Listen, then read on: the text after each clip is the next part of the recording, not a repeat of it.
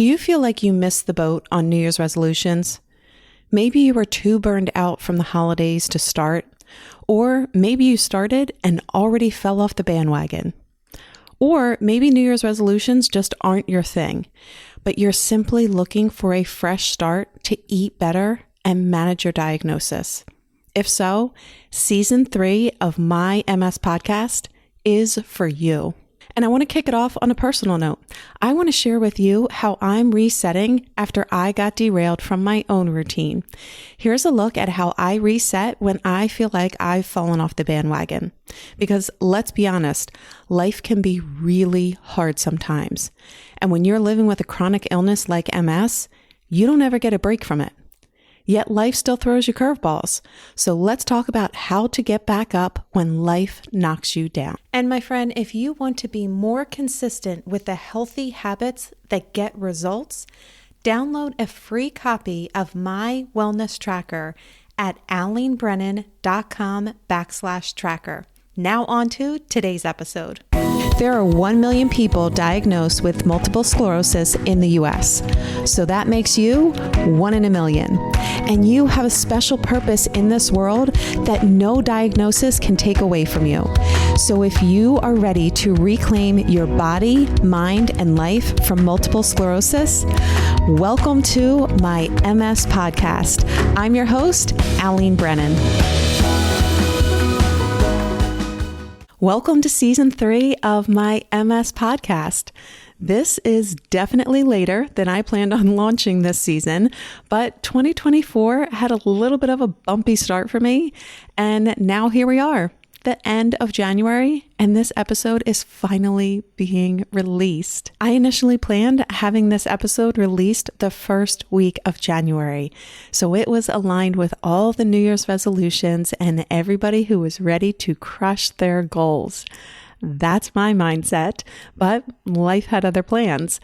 And while I was very quick to start going down a rabbit hole of how my whole plan was thrown off because I got derailed on day one, I realized that this is actually the perfect topic to kick off the new year on this podcast.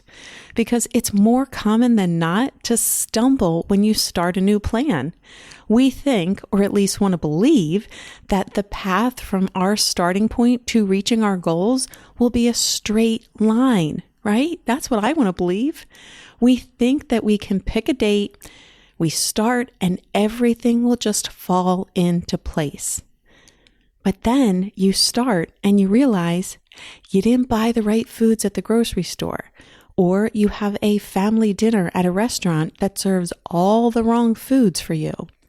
Or you get sick and therefore you don't have the energy to exercise or cook the healthy meals you planned for. This year, I fell into that last category. I had great plans for a fresh start in 2024 because 2023 was a really hard year for me personally. By the time December rolled around, my entire nervous system was shot. My body desperately needed a break. It needed a break long before December, but I never allowed myself the time to do so. Actually, that's not totally accurate. There were a lot of circumstances that didn't allow me to rest, so I can't fully blame myself. But nonetheless, I needed 2024 to be different. I didn't want to constantly feel like my body was in burnout mode. Can you relate? My tendency pre-MS was to push myself to always get just one more thing done. I always set the bar out of reach, but convinced myself that I could reach it if I just hustled hard enough. And the worst part was, many times I would actually hit my goal, but it was always at the expense of my health. And I would actually go as far to say it was at the expense of my happiness, because constantly plowing through sucked all of the fun and the joy out of the process. Everything just became so serious, crossing one more thing off the list, adding one more project in, getting it done faster. It was always about more and faster and never letting up. Now, I was fully aware this wasn't the best way to live, but it just felt like who I was and how I needed to live to survive. I kind of didn't know any different. Then I got MS in 2016 and the MS fatigue entered my world. And if you're listening to this episode, you know that feeling all too well. You know that you can try to push through the fatigue, but it never works. It only sets us back further. For the first time in my life, I realized I had to figure out a different way to live. But that doesn't happen with the flip of a switch. I had been living this way for 36 years. And over the years since my diagnosis, I have made changes. But 2023 had me facing this again, and in a way I couldn't ignore. As I said, it was a hard year, and we all have them. We all have those years that are harder than others. And for me, that was 2023. And as I said, by December, my nervous system was fried. It just felt like my body didn't have a tolerance for anything, not even the daily activities. So for the first time in almost 10 years since starting my business, I took off for the holidays, almost 3 weeks. And I'll admit, just saying that now even feels uncomfortable because that feels, I hate saying this, but that feels excessive. Like 3 weeks, you don't need to take 3 weeks off. You can just take 2 weeks off. That'll be good enough. But my body needed it. And I had the ability to do it. So I had to commit. And I'll be honest, at first, it was really uncomfortable because as much as I didn't have the energy, my body was still trying to run on autopilot. And I felt like I just needed to keep busy. I kept thinking about all the things that I could be doing to get ahead for work for the next year. I thought about big projects that I could do around the house, all of those things that you think about, someday I'll do that. Okay, I have time off now. Let me do them. Basically, I just thought about all the things that I could or should be doing other than resting. You know that feeling or mindset where you tell yourself that resting is lazy. That pretty much defines me to a T. But the point of my break was to rest. And I knew that those weeks would come and go whether I was going to rest or not. And the last thing that I wanted to do was to go into the new year with the same level of burnout that I ended the last year. It took me the better part of the first week, but I eventually allowed myself to relax. I actually read some really good books, mostly on mindset, which if you've been listening to this podcast for a while, you know that's one of my favorite topics.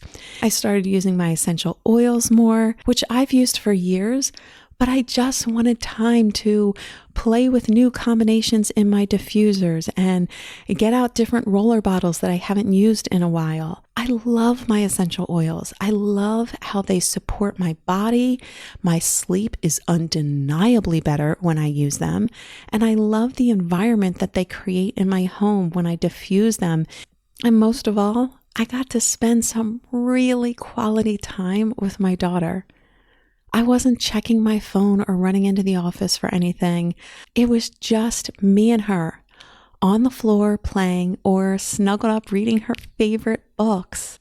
And with it, there was an exhale, the long-awaited exhale. It felt like my body was finally giving in to the rest. Or maybe my mind was finally getting on board with the rest. And there were many moments that popped up where I realized I had to do things differently moving forward. January had to be a new beginning for me. I didn't want to go back to how I'd been living before.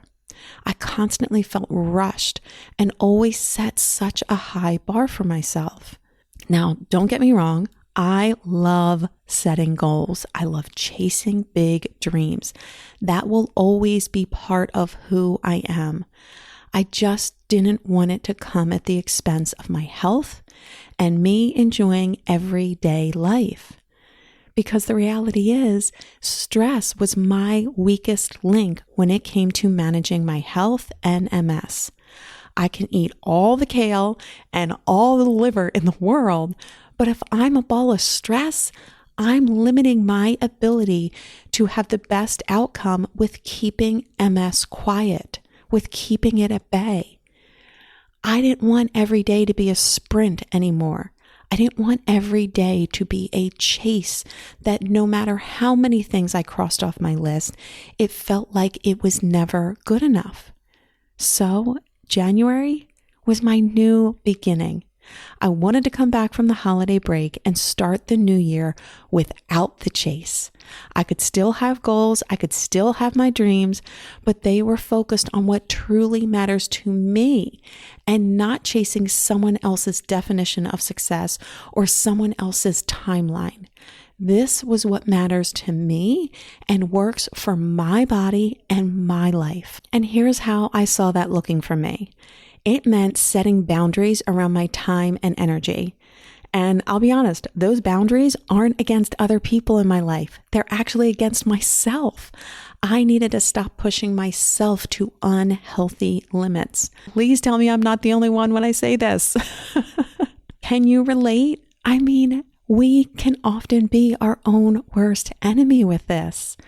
And we're living it firsthand. We know the struggles, we know the weight that comes with living with a chronic illness, of which fatigue is one of the most challenging symptoms. We have to make sure that we are setting boundaries against our own expectations. And I also wanted a realistic pace for work. Being a solo entrepreneur is really hard, but yet I believe so much in the importance of our community. I need a pace that will last for years to come because that's my vision for our community.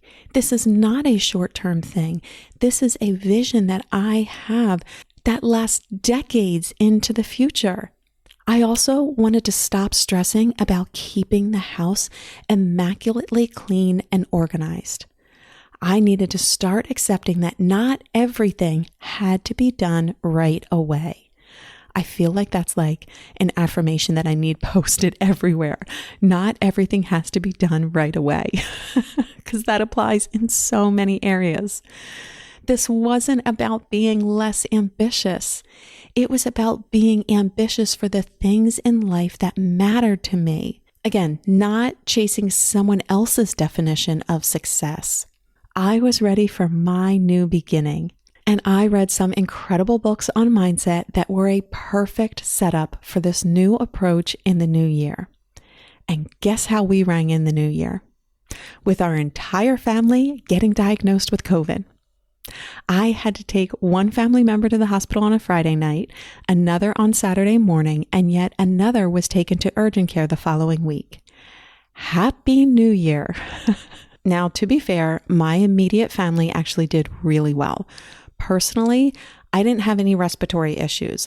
I just experienced a lot of fatigue and frequent migraines. And I'm guessing that's because those are often my two weakest links anytime I get sick.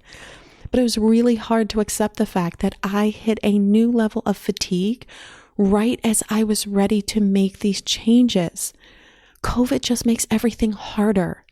On top of MS making things hard, I was sleeping in later, so I was now getting up at the same time my daughter was, which meant my morning routine that I love so much was out the window. So each day felt like I was already behind by the time I got out of bed. And of course, it's hard to stay consistent with your diet when you're fatigued, when you can't even do your normal grocery runs to get good food. Everything felt harder. It's like I was immediately set into an intense training for this new mindset.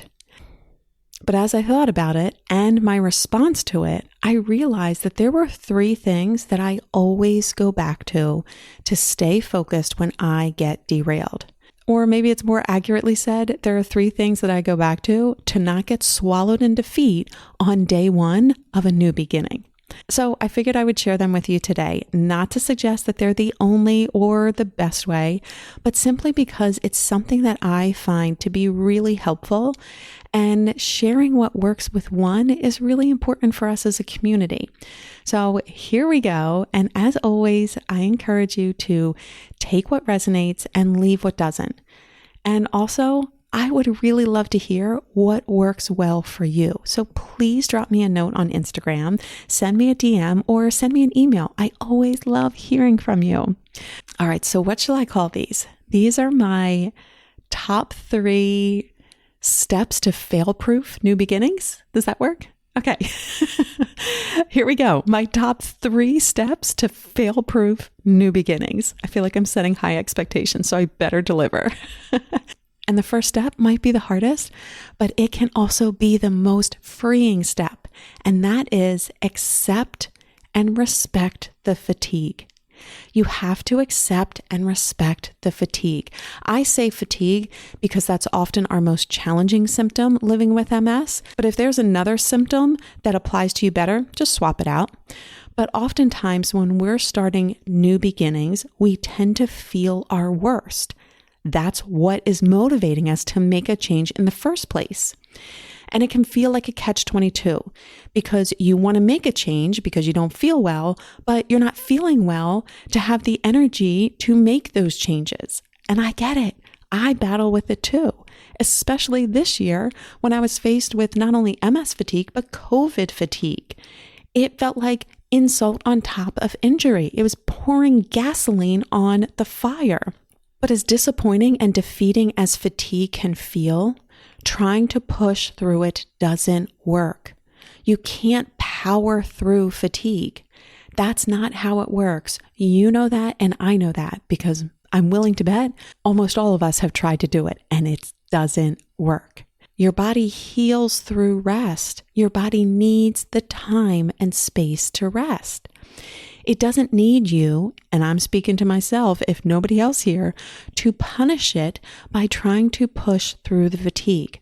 Personally, I find that the sooner I am able to, what I'll say, respect the fatigue, the less disappointment I have, and the sooner I am able to move forward.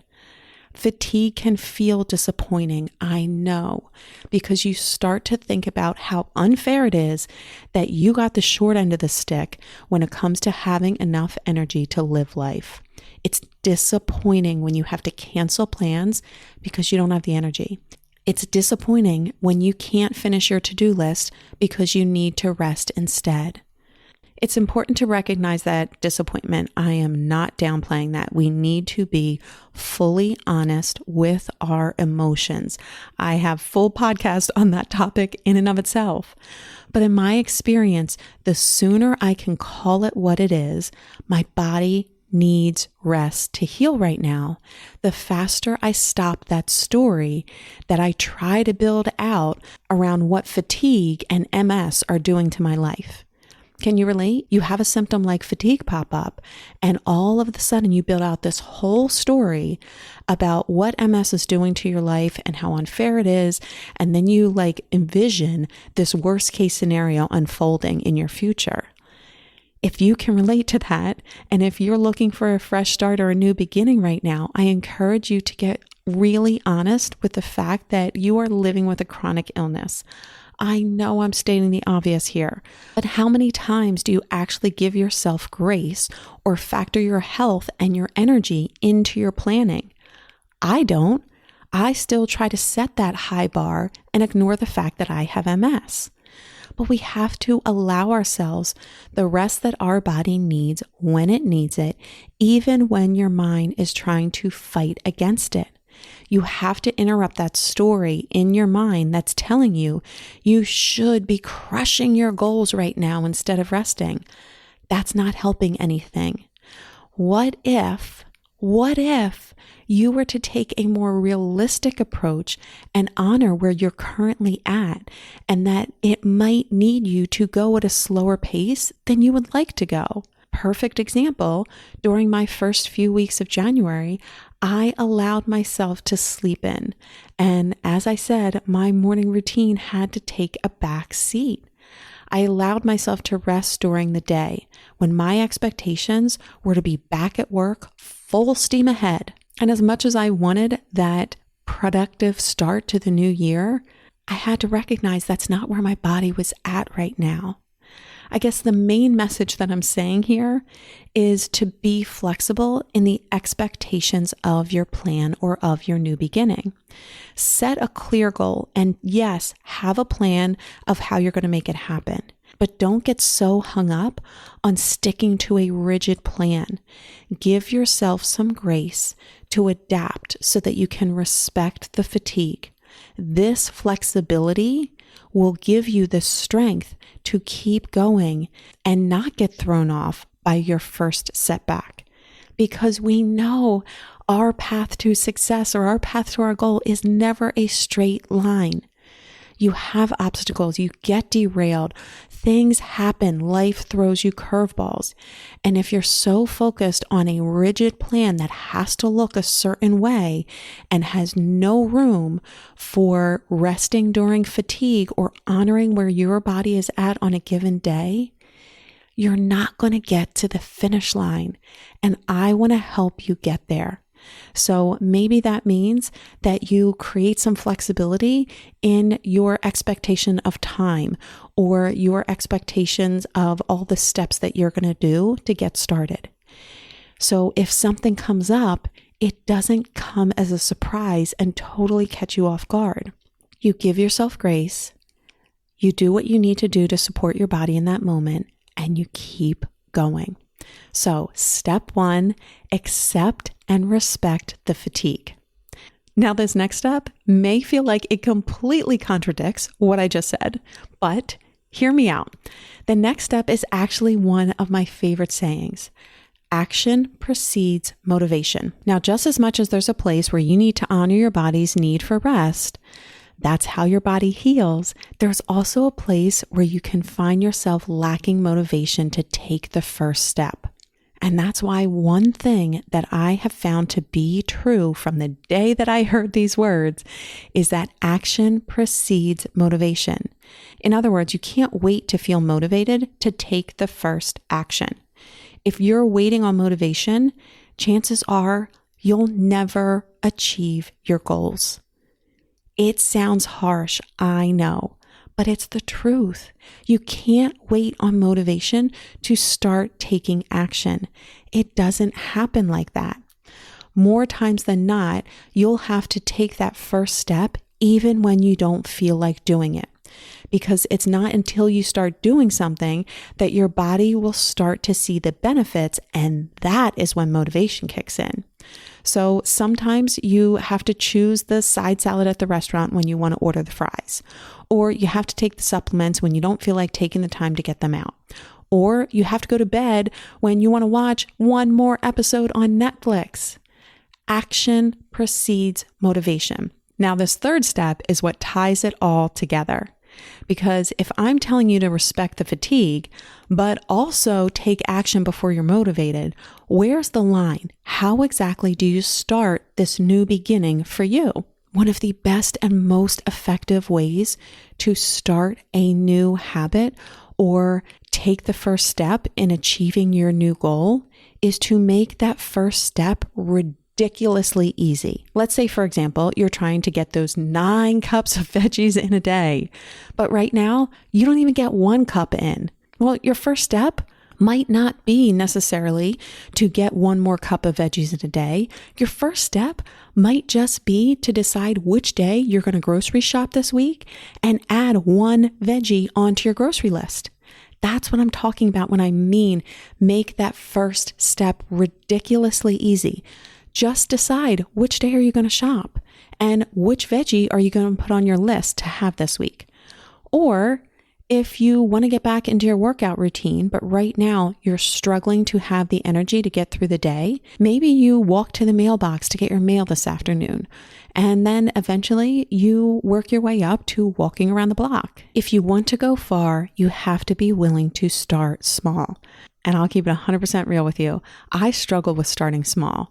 Because like I said, I have big goals and big dreams and I want to quote unquote crush them. I want to achieve them with like, oh God, I even hate saying this, but it's true, like with precision. And I want to accomplish it in a really short period of time. But that's not realistic. I'm not setting myself up for success MS or not, that's not healthy. That's not realistic, but it sure as heck isn't realistic living with a chronic illness. So for example, when I think about setting my goal for exercise, I really want to get back into my exercise routine. I miss it. I always feel better when I'm doing it. But yet the idea of starting small feels really unappealing. I don't want to just do 10 minutes of a 30-minute workout. I'd rather wait until I had the energy to do the full 30 minutes. But here's the thing, starting with 10 minutes of a workout will get me to do the full 30 minutes a lot faster than staying sedentary. You can't be too proud to take action on a small step. Again, I'm speaking to me if nobody else. Because let me tell you, the further you push your starting point away, the less likely you are to ever start, let alone achieve your goal. That's one of the things that I read in one of the mindset books I was talking about earlier. The bigger the goal that you set, the harder your brain has a hard time of believing that it's possible and finding out how to start. There's such a big disconnect when your brain is trying to process that enormous goal and then see where you're at right now. So that's why we want to, yes, you can set a big goal 100%. I will never discourage you from that. But if nothing else, find a realistic milestone to start first. So for me, with this idea of getting back into my exercise routine, my first milestone would be doing a 10-minute workout 3 times a week. That is something that my brain can wrap its head around, and that's something that doesn't feel incredibly intimidating. That's something that I can start with. Don't push your starting point off into the future. Be willing to start small, but start today. I've actually come to like this because it makes me feel like I'm actually doing something versus staying stuck where I'm at. Doing 5 minutes of stretching makes me feel more accomplished than continually telling myself that I'm going to start back on my yoga practice as soon as the fatigue goes away. Or this past week, I committed to taking 1 supplement this week because I knew that I can make that happen versus putting it off until I could take all of them and get them all organized in my supplement container. No, set this 1 container out and just take this one every single day. Be willing to start small. That gave me a sense of accomplishment instead of just pushing my starting point back. And circling back to the mindset aspect of new beginnings, when you start with these small steps, you're actually training your brain to start seeing those small steps in all areas of your life. My brain now starts spotting little opportunities, and the more I follow through on them, the more my brain looks for the next opportunities. That's what I love. Like I start saying, okay, just take this 1 supplement this week. That's all that you need to do. Great. And then the fact that my brain sees that I'm following through on that when I'm thinking about stretching or yoga or a workout, and I'm in my office and I have my yoga blocks, all my yoga stuff up here, I'll get the idea of why don't you just sit down and do 5 minutes of stretching? So my brain starts to see these little opportunities, and the more I follow through on them, the more it spots them again. That which you focus on gets bigger. Do you want to keep focusing on your setback, or do you want to focus on taking small steps that will lead to your comeback? This, my friends, is the theme of season 3 of my MS podcast. New beginnings with simple, realistic steps. In the episodes that come up, I am going to be sharing different ways in which you can start your new beginnings of a healthy lifestyle to support your diagnosis so that you can start gaining momentum and getting results and making this realistic and sustainable. Because you're living with a chronic illness, this can't be a quick fad. This has to be something that will last a lifetime. So to recap here, the 3 steps, what did I call them, to fail-proof your new beginnings? Accept and respect the fatigue, action precedes motivation, and start small, but start today. Now, I have lots more in store for us. And on that note of creating more balance, Starting small, setting realistic expectations, I'm shifting the posting schedule of this podcast. I'll be posting once a week on Wednesdays. Not only was the 3 times a week a lot for me to manage with producing this podcast on my own, but I also was hearing from a lot of you that you are having a hard time keeping up with all of the episodes. So it sounds like it's going to work well for all of us here. I'm going to post once a week on Wednesdays. And if you want to connect more in between each episode, come and join me on Instagram as I am sharing the behind the scenes of my day-to-day life. And it's a great place to come for some daily encouragement. And while you're there, please send me a DM and let me know what goals you're currently working on. I would love to cheer you on and support you along the way. Here's to new beginnings in the new year. Well, my friend, we've reached the end of this episode. Pick one lesson from today's discussion and put it into action now. It's time to reclaim your body, mind, and life from multiple sclerosis. And for more resources, events, and programs, head over to alenebrennan.com. See you on the next episode of my MS podcast.